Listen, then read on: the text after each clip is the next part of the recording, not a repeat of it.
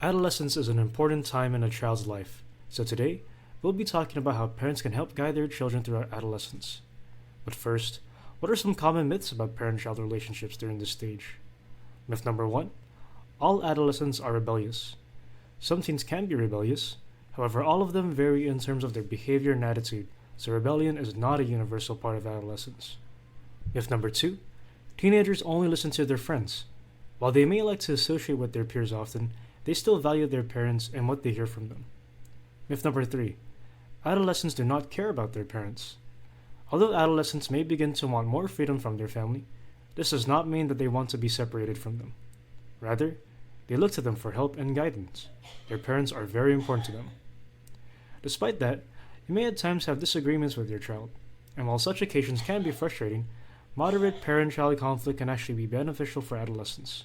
How so? By engaging in mild disagreements in the family, teenagers can actually develop good problem-solving skills.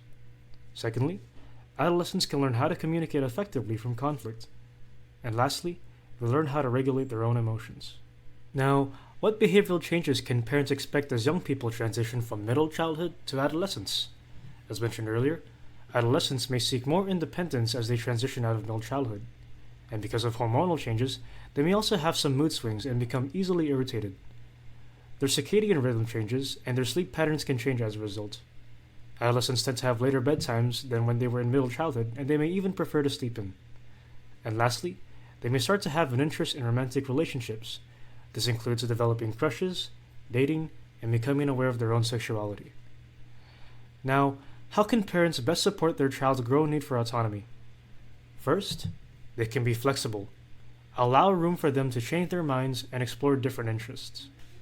Number two, respect their opinions, even if they differ from your own. Recognize their growing capacity for independent thinking and decision making. And lastly, have open communication with your child. Encourage them to express their thoughts, feelings, and opinions without fear of judgment. Listen actively and show genuine interest in what they have to say.